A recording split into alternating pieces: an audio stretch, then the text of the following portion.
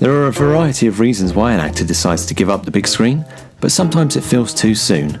Like a bunch of stalkers, here are 5 actors we would want to see again, even though they have tried to stay away from the limelight.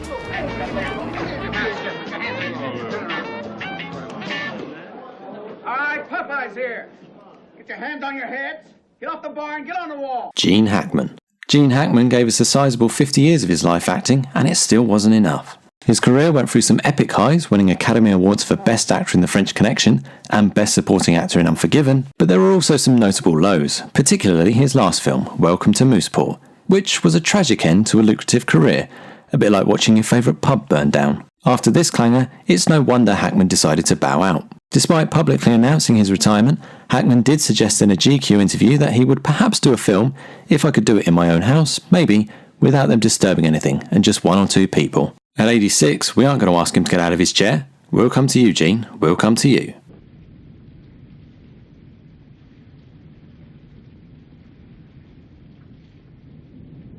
I admire your luck, Mr. Bond. James Bond. Sean Connery. You rarely find an actor as distinctive as Sean Connery, and with so many prominent figures impersonating his husky voice, it feels like he never left. In his long career, Connery won an Academy Award for Best Supporting Actor in The Untouchables, has been polled as the greatest living Scot, and last but by no means least, was voted Sexiest Man of the Century by People magazine at the somewhat suitable age of 69. After deservedly winning the American Film Institute's Lifetime Achievement Award, Connery decided he'd done his duty and retired. His last film, The League of Extraordinary Gentlemen, was by no means his best, and yet attempts to coax him out of retirement have failed.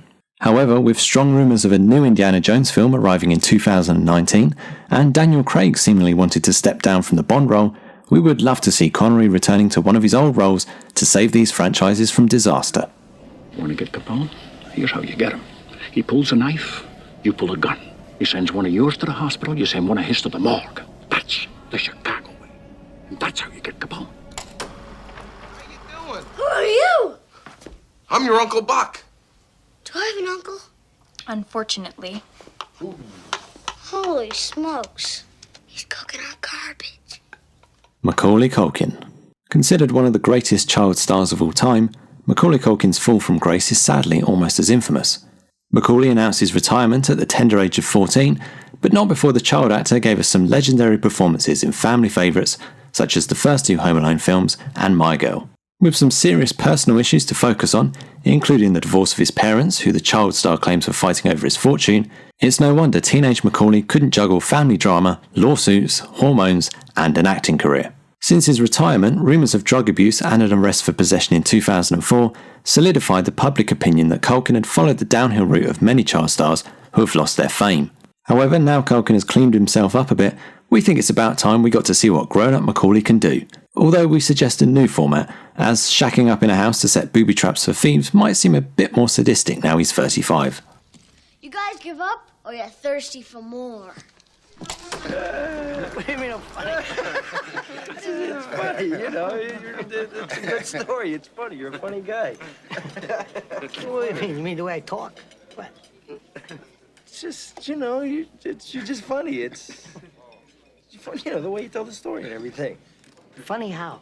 I mean, what's funny about it? Joe Pesci. Moving neatly on from Home Alone, Joe Pesci played some great hard men other than his humorous role as a bumbling burglar in the Christmas classic. Perhaps more notably, however, Pesci put forward some brilliant performances in some outstanding Scorsese films like Raging Bull, Casino, and Goodfellas. Winning an Academy Award for Best Supporting Actor for the latter film, Pesci seemed set for great things. 8 years later, however, he was nominated for a slightly less prestigious award, the Golden Raspberry for Worst Supporting Actor for his role in Lethal Weapon 4. The following year, Pesci announced his retirement from acting and has returned only on seldom occasions, usually to work with his prolific ex-co-star Robert De Niro. Rather than going out on a low, we think Pesci needs to return to the screen to play at least one more batshit crazy, volatile gangster. Sonny! Yes? Nothing would thrill me more greatly than to shoot you. Knocking off a youngster ain't gonna mean all that much to me. Understand?